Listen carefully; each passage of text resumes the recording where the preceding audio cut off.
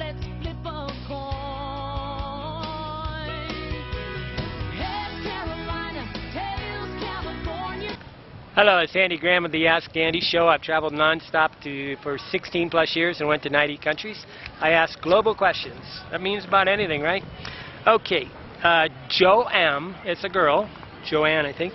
I'm not sure if she really wrote a question as much as she wrote a very good thing. She said in reference to the plot, I talked the other day about traveler jargon of saying losing the plot. It's when somebody basically has nobody to bounce ideas off on, and they end up reading strange stuff until they start believing everything, and they kind of go crazy. And they do it all the time. Travelers do it all the time because they don't have any friends who are basically saying, "Hey, that's stupid," and so they actually will say there's aliens in the garage.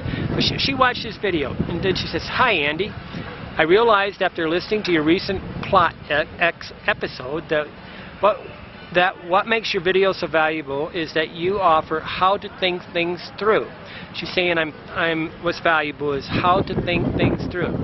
And that's exactly what's missing with a growing number of Americans in the USA who pollute the internet with collapse subject matter. There's this idea that the world's coming to an end, the United States is going to collapse, all this stuff. The knee-jerk reactions of certain experts are actually baffling.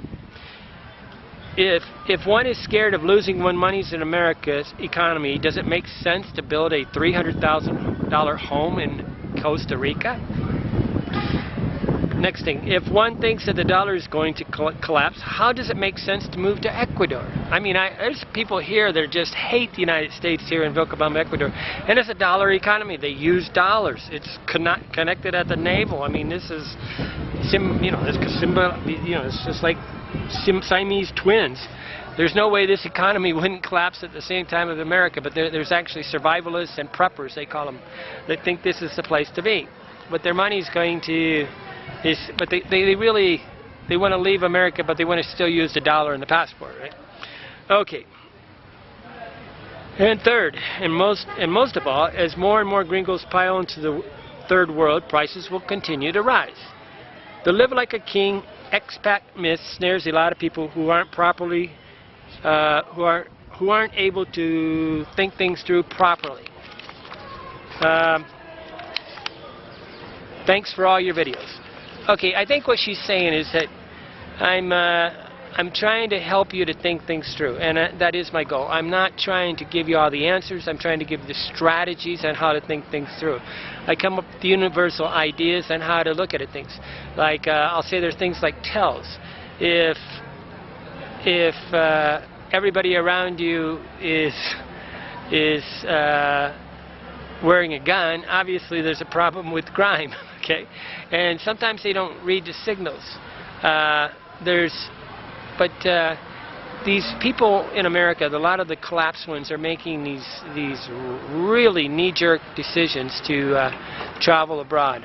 She also has another page where I'm going to read this too, because this is pretty good. Hi Andy, thanks a lot. Yes, Joe is a female, that's short for Joanne. I appreciate you answering that question, which I think will not only help me, but a lot of other people. I think many of us are long-term unemployed. So she says she's unemployed, but have money. Should not jump from a frying pan into the fire and just become expats. It may work for some. It may not work for all others. Then they waste their money they wanted to save. I have thought about the expat idea for years, but I believe that I cannot take myself seriously until I want to truly embrace a new country, more than I want to leave my own. In the meantime, I continue to just cut costs and educate myself on real-life Americans abroad like you and the expats you interview, who are great. Thanks again.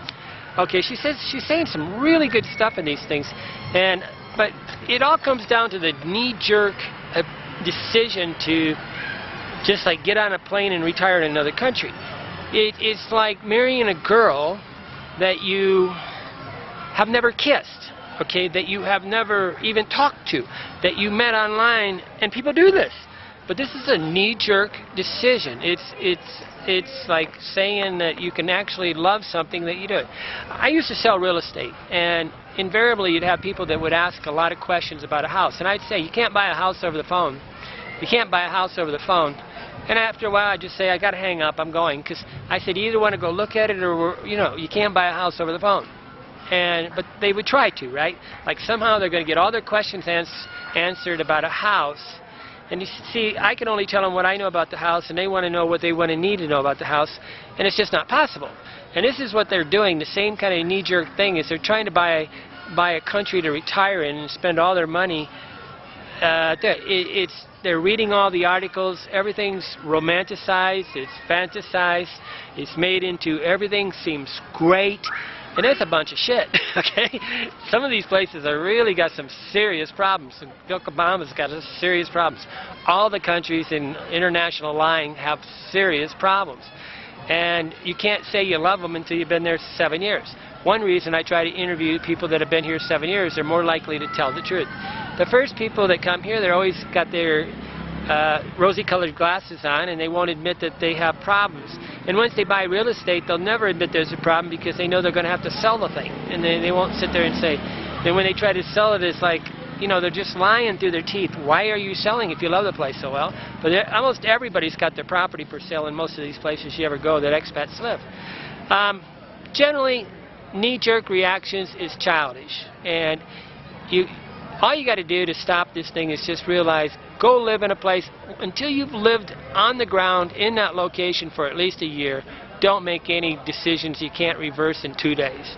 That means you're living in hotels that you can pay by the night, or you're paying by the month maybe, but you're not buying into the thing where you get a visa and you pay $25,000 to the country that is... See, Ecuador, like right now, Ecuador more or less filed bankruptcy 11 years ago. And then they're acting like it's stable. This is knee-jerk bullshit. This is just stupid. Okay? It's not to say that you can't retire here, and it's not to say that you can't have your lovely life. But don't come here and buy the farm before you own it, and before you kiss. I mean, don't buy into being married to something where you do it. The reason why the American economy is collapsing is because of debt. And the reason why you can't escape a collapsed economy is because you buy into it. You buy the property there. I can move to anywhere. If this country broke out in a war, I'd just get on a bus and go across the border to Peru. Security is actually mobility, not owning something. And these guys are they're watching, they're reading. What she's saying is, see, there's all this information. The United States is going to collapse, and then you read about this country. Everything's perfect in Ecuador. This is a lie. Learn to know that if everything's perfect, everything sounds great, it's a lie. Thanks. We can